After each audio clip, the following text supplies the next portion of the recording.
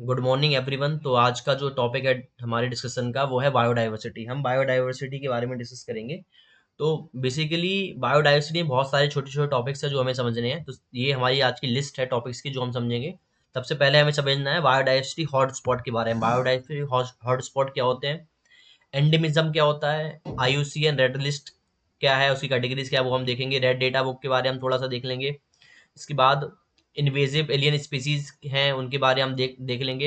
इसके बाद ecosystem services के बारे में, जेनेटिक डाइवर्सिटी क्या होती है, स्पीसीज डाइवर्सिटी क्या होती है, और हैबिटाट फर्मेंटेशन क्या होता है, इसको भी हम थोड़ा सा देख लेते हैं। ठीक है, ये सब छोटे छोटे टॉपिक्स हैं, हमें ये सारे कवर करने हैं आज।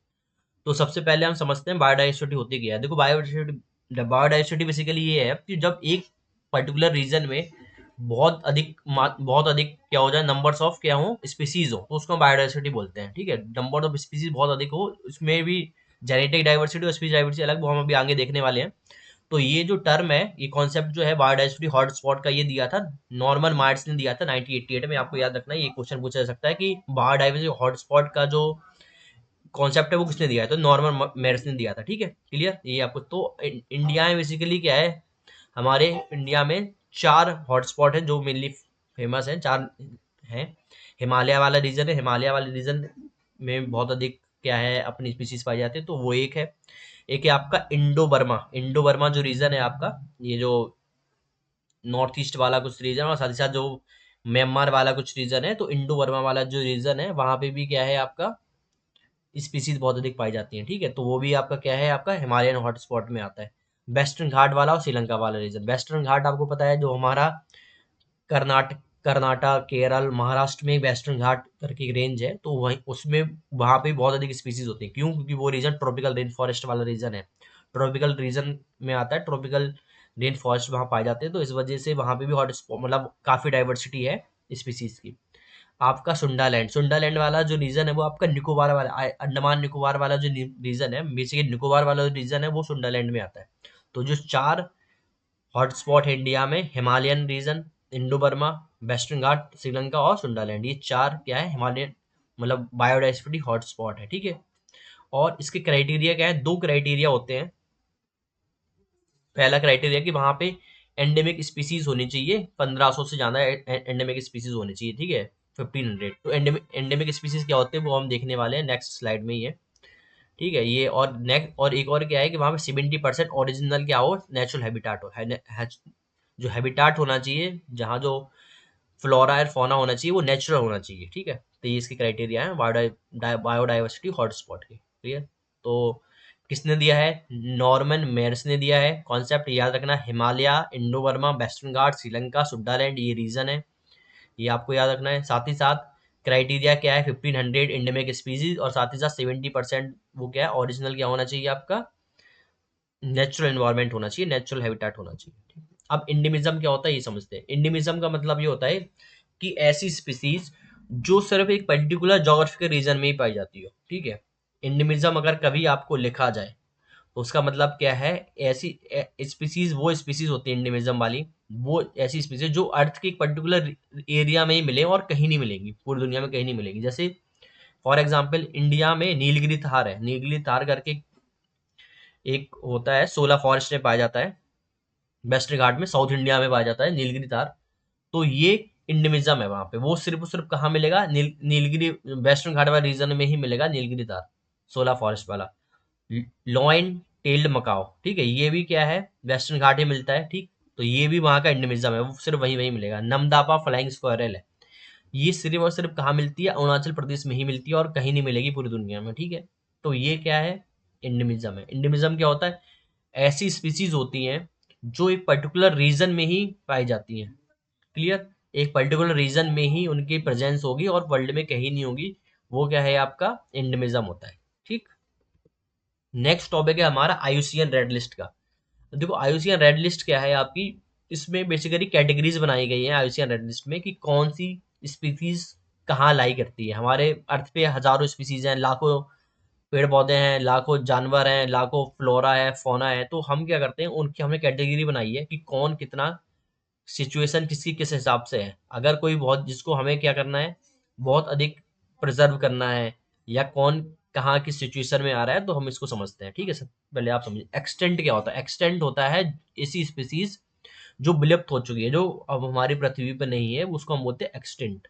ठीक है, एक्सटेंट है एक कैटेगरी। ठीक, सबसे डेंजरस यही होता है एक्सटेंट। अगर एक्सटेंट हुई कोई स्पीसीज हो गई तो वो मतलब अब हमारी अर्थ पे अवेलेबल नहीं है। एक्सटेंट इन वाइल्ड का मतलब क्या है, स्पीसीज क्या है वाइल्ड में, मतलब जो उसका नेचुरल हैबिटेट है उसमें तो खत्म हो चुकी है, लेकिन क्या है आपकी लैब वगैरह में या कहीं पे उसको प्रिजर्व करके रखा हुआ है। ठीक है, तो वो क्या है आपकी एक्सटेंट इन वाइल्ड है। ठीक है, मतलब वो आपकी कुछ कुछ उसकी स्पीसीज के जो वो है वो आपकी लैब वगैरह में या कहीं रखे हुए, जो बहुत सारे सीड्स होते हैं, बीज होते हैं, उनको पर्टिकुलर उस पर रखा हुआ है, लेकिन वो वाइल्ड में क्या हो चुके हैं, खत्म हो चुके हैं। ठीक है, क्लियर। और उन पे प्रोसेस वगैरह चल रही है कि उनको फिर से इंट्रोड्यूस किया जा सके, तो ये होता है एक्सटेंडेड वाइल्ड की कैटेगरी होती है। नेक्स्ट कैटेगरी है क्रिटिकली इंडेंजर्ड। क्रिटिकली इंडेंजर्ड का मीनिंग ये होता है कि ऐसी स्पीसीज जो इन बहुत वनरेबल है, मतलब ऐसी स्पीसीज जो कि क्रिटिकली इंडेंजर्ड है, मतलब बहुत आसानी से नहीं मिल रही है, इसको मिलना बहुत टफ हो रहा है। ठीक है, जैसे कि बहुत सारे क्रोकोडाइल की कुछ स्पीसीज है जो क्रिटिकली इंडेंजर्ड है, बहुत सारी स्पीसीज है जो क्रिटिकल इंडेंजर्ड लिस्ट में आती है। ठीक है, तो क्रिटिकली इंडेंजर्ड भी एक है। इसके बाद है इंडेंजर्ड। इंडेंजर्ड क्या है, उनकी नंबर थोड़े और ज़्यादा हो। क्रिटिकल इंडेंजर्ड का मतलब बेसिकली ये भी है कि जैसे मान लो उसकी नंबर क्या है, काफ़ी कम बचे हैं। ठीक है, उनके नंबर्स काफ़ी कम है, और उससे ज़्यादा नंबर्स इसके होंगे इंडेंजर्ड के होंगे। ठीक है, वनरेबल की क्या है, उससे ज़्यादा होंगे नंबर्स। ठीक है, और नियर थ्रेटेंड, नियर थ्रेटेंड वो स्पीसीज है जो वनरेबल से और ज़्यादा अधिक नंबर में है, जिनको थ्रेटन हो सकता है। ठीक है, लीस्ट कंसर्न वो स्पीसीज है जो जिनके पास हमें बहुत सारी जर्नली मिलते रहते हैं, जैसे कंसर्न ही नहीं है। चलो जैसे कि डॉग हो गया, पेट, बहुत सारे पेट है, लीस्ट कंसर्न है। आपका स्नेक है, लीस्ट कंसर्न है। डेटा डिफिशियंट मतलब ऐसी स्पीसीज जिनका डेटा हमें पता नहीं है, जिसका डेटा हमारे पास है नहीं। बहुत सारी ऐसी स्पीसीज जो थाउजेंड ऑफ नंबर्स है, लैक्स ऑफ नंबर्स में, जिनका हमारे पास डेटा नहीं होता है। और है नेक्स्ट आपका नॉट एवोल्यूटेड। एवोल्यूटेड मतलब जिनका अभी तक हमने नाप मापन नहीं कर पाया है, और जिनके बारे में हमें जानकारी नहीं है, तो वो है। ठीक है, क्लियर। तो सबसे पहले आपका एक्सटेंट, उसके बाद एक्सटेंट इन वाइल्ड। क्रिटिकल इंडेंजर्ड मतलब काफी कम नंबर है, इंडेंजर्ड उससे ज्यादा नंबर है, वनरेबल उससे ज्यादा नंबर है, नियर थ्रेटेंड उससे और ज्यादा नंबर, लीस्ट कंसर्न जिसके हमें कंसर्न नहीं है, काफी नंबर्स है। डेटा डिफिशियंट मतलब डेटा हमारे पास नहीं है, डेटा हमारे पास नहीं है और प्रॉपर तरीके से। और नॉट एवेल्यूएटेड, एवेल्यूएटेड का मतलब ये है कि वो अभी उनका हमारे में हमने अभी तक मूल्यांकन नहीं कर पाया है। ठीक है, ये है। तो ये आपकी बेसिकली ये है, इसमें जो आपके क्रिटिकली इंडेंजर्ड, इंडेंजर्ड और वनरेबल, ये तीन कैटेगरी ऐसी है जिनके बारे में हम कंसर्न होते हैं, हमें उनके बारे में एक्शन लेते हैं, उनको बचाने के बारे में बात करते हैं। ठीक है, ये आपको याद रखना है। ठीक, क्लियर। तो इसमें अगर कोई कैटेगरी क्रिटिकल एंडेंजर्ड है तो मतलब वो रिस्की है, रिस्क पोजीशन में पहुंच चुकी है। तो ये क्या है, स्पीसीज, कुछ इंपॉर्टेंट स्पीसीज क्या होती है, इधर उधर चेंज होती रहती है। क्लियर, तो ये आपका आईयूसीएन की रेड लिस्ट में है। क्लियर, ये। और इसके बाद है रेड डेटा बुक। ठीक है, अब रेड डेटा बुक क्या है, रेड डेटा बुक भी क्या है, डॉक्यूमेंट है। ठीक है, बहुत सारे ऐसी स्पीसीज का क्या है, बेसिकली जो आईयूसीएन की जो ऐसी स्पीसीज जो आईयूसीएन की सिचुएशन उनकी बहुत हो चुकी है, मतलब जो एक्सटेंट की कगार पे आ चुके हैं। ठीक है, जिसमें रेड डेटा बुक जिसको डेंजर सिचुएशन में आ चुकी है और कुछ एक्सटेंट होने की कगार पे है, तो उनको हम क्या करते हैं, बेसिकली डॉक्यूमेंट करते हैं कि हाँ ये ऐसी स्पीसीज है जिनके हमें बहुत बारे में सोच रहे हैं, और जो बेसिकली जनरली नहीं मिलती, उसको हम रेड डेटा बुक में डाल देते हैं। ठीक है, आईयूसीएन की ही उसमें ही आता है ये। ठीक, नेक्स्ट है आपका invasive alien species. Invasive alien species क्या होती हैं, ऐसी स्पीसीज होती हैं जो उस जगह की नेटिव ना हो। ठीक है, जैसे मान लो बहुत सारी ऐसी स्पीसीज है इंडिया में, जैसे लंटाना कमारा करके ग्रास है, स्क्रब है, ये क्या है बेसिकली इंडिया का नहीं है, लेकिन इंडिया में फॉरेन जो आए हमारे साथ, फॉरेन हमारे इंडिया में आए, जैसे ब्रिटेन वाले जो आए, बहुत सारे फॉरेनर्स आए, उन्होंने क्या है इसको इंट्रोड्यूस किया। ठीक है, ब्रिटिशर्स ने। तो ये क्या है, एक्शन मतलब किसी भी तरीके से आ जाती हैं। ठीक है, अब ये जब आ जाती हैं तो उस एरिया को क्या कर देती है, पूरा तहस नहस कर देती है, अपना कॉलोनी बना लेती हैं, अपने को स्टेबलाइज कर देती हैं। और बाकी जो स्पीसीज है, ये स्पीसीज के आप एक बार नाम देख लो, ये स्पीसीज बहुत इंपॉर्टेंट है, इसका एग्जाम पूछा जा सकता है, which of the following is an alien species, पूछा जाएगा कौन सी इसमें से एलियन स्पीसीज है, तो आपको याद रखना है लेंटाना कमारा है, और ये जो नाम है ये सब आप नाम देख लीजिए, फॉरेस्ट पॉरीफिया जोलीफोरा करके भी है, ये सब ग्रासेस है, ये सब क्या है जनरली आपके उसमें मिलती है। तो इन्वेजिव एलियन स्पीसीज वो स्पीसीज होती है जो क्या होती है बेसिकली हमारे इकोसिस्टम में नहीं होती है, ठीक है, मतलब पर्टिकुलर इकोसिस्टम में नहीं होती है, लेकिन वो क्या है कहीं और से लाई जाती हैं, जानबूझ करके लाई जाती हैं या फिर एक्सीडेंटली आ जाती हैं। तो वो क्या है आपकी इन्वेजिव एलियन स्पीसीज होती है, वो आती हैं और पूरा एरिया को इन्वेजन कर देती है, मतलब उसको तहस नहस कर दे आक्रमण कर देती हैं अपना, और अपनी अपनी जो कॉलोनी है उसको फैला लेती हैं, ठीक है। ये आपका बेसिकली इन्वेजिव एलियन स्पीसीज है। ये स्पीसीज का लंटाना कमारा बिल्कुल याद रखना है, बहुत इंपॉर्टेंट है। और पोरोफोसिस जोलीफोरा करके भी है, ये भी इंपॉर्टेंट है, ये दो इंपॉर्टेंट है काफी, और ये भी आप इनकी भी नाम बस याद रख सकते हो। नेक्स्ट आपको इकोसिस्टम सर्विसेज क्या होता है। देखो इकोसिस्टम सर्विसेज बेसिकली एक ऐसा टॉपिक है जो जनरली समझने में थोड़ा प्रॉब्लम होती है। बस आप ये समझो कि एक इकोसिस्टम होता है वो क्या कहते हैं हमें बहुत सारी सर्विसेज देता है, ठीक है।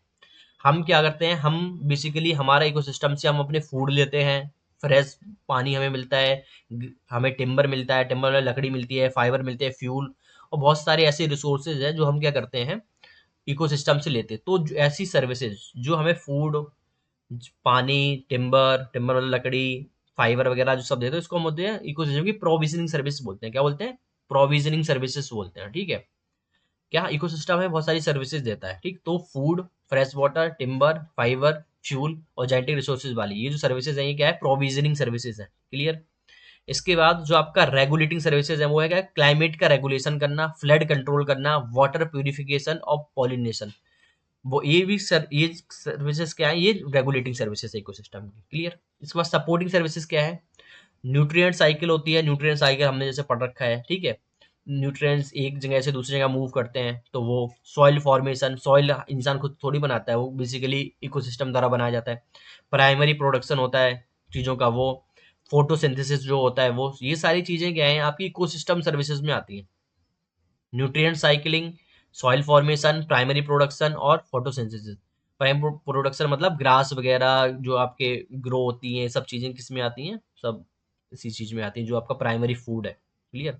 वो सब कल्चरल सर्विसेज में क्या है, स्पिरिचुअल, रिक्रिएशनल और एजुकेशनल वैल्यू होती है, एस्थेटिक वैल्यू होती है। जैसे कि आप कोई एस्थेटिक वैल्यू मतलब कोई प्लांट्स है वो आपको अच्छा लगा, आप घर में रखते हो उसको, जैसे स्नेक प्लांट हो गया, बहुत सारे ऐसे प्लांट्स हैं, है जैसे मनी प्लांट हो गया, उसको आप घर पे रखते हो तो वो क्या एस्थेटिक हो गया। स्पिरिचुअल आप पूजा करते हो प्लांट्स की, है उसको हम बोलते हैं क्या, स्पिरिचुअल वाला। रिक्रिएशनल मतलब आप घूमने जाते हो जंगलों में, बहुत सारे जंगलों में आप घूमने जाते हो, रिक्रिएशनल हो गया। एजुकेशनल वैल्यू होती है बहुत सारी। तो ये क्या है आपकी, अगर आपसे क्वेश्चन पूछा जाए इकोसिस्टम सर्विसेज क्या मेन से क्वेश्चन पूछा जाता है, जनरली लोग उसको कर नहीं पाते हैं, तो आप उसको डिवाइड करो प्रोविजनिंग सर्विसेज में, रेगुलेटिंग में, सपोर्टिंग में और कल्चरल में, और इन सब के बारे में थोड़ा थोड़ा लिख दो, हाफ ऑफ पैराग्राफ, आपका क्वेश्चन कंप्लीट हो जाएगा, ठीक।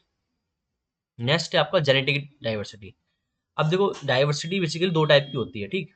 अब जेनेटिक डाइवर्सिटी क्या होता है कि जो बहुत सारी ऐसी स्पीसीज हैं जिनमें क्या जीन्स के बेसिस पे क्या होता है, स्पीसीज में डाइवर्सिटी पाई जाती है, ठीक है। तो बहुत सारी ऐसी स्पीसीज है जो हम बोलते हैं उसको जेनेटिक डाइवर्सिटी। जब डाइवर्सिटी किस बेसिस पे हो, आपकी जीन्स की बेसिस पे हो, ठीक है। जीन की बेसिस पे क्या होती है आपकी स्पीसीज डिवाइड होती हैं बहुत सारी, जैसे कि सबका जीन अलग अलग है, सारी स्पीसीज है उनका जीन अलग अलग है, ठीक है। तो ये क्या है जीन के बेसिस पे स्पीसीज का हम क्या करते हैं डाइवर्सिटी करते हैं। दो टाइप की डाइवर्सिटी होती है, जेनेटिक डाइवर्सिटी और एक स्पीसीज डाइवर्सिटी। तो जेनेटिक डाइवर्सिटी क्या है, जीन के बेसिस पे बहुत सारी स्पीसीज का पॉपुलेशन का क्या होता है चेंज होना, उसको हम बोलते हैं जेनेटिक डाइवर्सिटी, क्लियर। नेक्स्ट है आपका स्पीसीज डाइवर्सिटी, इसको आप थोड़ा समझ लो। स्पीसीज डाइवर्सिटी तीन टाइप्स की होती है, याद रखना है, ठीक है। अब कभी पूछा जाए कि अल्फा, बीटा और गामा ये कौन सी डाइवर्सिटी का पार्ट है, तो आपको याद रखना है स्पीसीज डाइवर्सिटी के पार्ट है, ये जेनेटिक डाइवर्सिटी का पार्ट नहीं है। तो अल्फा डाइवर्सिटी में क्या होता है, अल्फा, बीटा और गामा ये तीन है पहले ये सब। और अल्फा में क्या हो रहा है, डाइवर्सिटी एक सिंगल हैबिटाट के अंदर होती है। एक आपका हैबिटाट है, मान लो आपका एक रीजन है, एक छोटे से रीजन में एक जब हैबिटाट में चेंज होगा तो उसको बोलेंगे हम अल्फा डाइवर्सिटी बोलेंगे। सिंगल जब चेंज होता है उसको अल्फा डाइवर्सिटी बोलते हैं। नेक्स्ट होता है आपका बीटा डाइवर्सिटी। बीटा डाइवर्सिटी क्या होता है, जब दो हैबिटाट होंगे, उनके बीच में जब क्या होते हैं चेंज आएगा इसमें स्पीसीज में, उसको बोलते हैं बीटा डाइवर्सिटी। इसके बाद होता है गामा डाइवर्सिटी। गामा डाइवर्सिटी क्या होती है, जब आपका टोटल जो लैंडस्केप है पूरा रीजन है, ठीक है, जैसे हिमालय रीजन है, तो हिमालयन रीजन क्या है, गामा रीजन है, बड़ा है, बड़ा। तो अल्फा छोटा, उससे बड़ा बीटा और उससे बड़ा गामा। ठीक है, अल्फा क्या है, विद इन एक पर्टिकुलर रीजन में, ठीक है, होता है। ठीक, तो ऐसे आपको समझना है, अल्फा छोटा है, बीटा उससे बड़ा है, और गामा। और स्पीसीज डाइवर्सिटी में ये तीनों चीजें आती हैं, ये याद रखना है, कि ऐसा मत समझना कि ये जेनेटिक में, ये स्पीसीज वाले में। नेक्स्ट टॉपिक है हमारा हैबिटाट फ्रेगमेंटेशन। अब हैबिटाट फ्रेगमेंटेशन क्या होता है, इसको भी समझ लेते हैं जनरली, ये भी इम्पोर्टेंट है। कभी कभी एग्जाम में पूछा जा सकता है, मेंस में या इंटरव्यू में पूछा जा सकता है कि हैबिटाट फ्रेगमेंटेशन क्या होता है।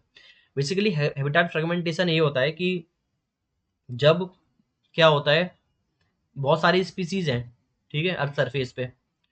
अब क्या है, एक स्पीसीज का पर्टिकुलर एक एरिया होता है जहां वो रहते हैं, ठीक है।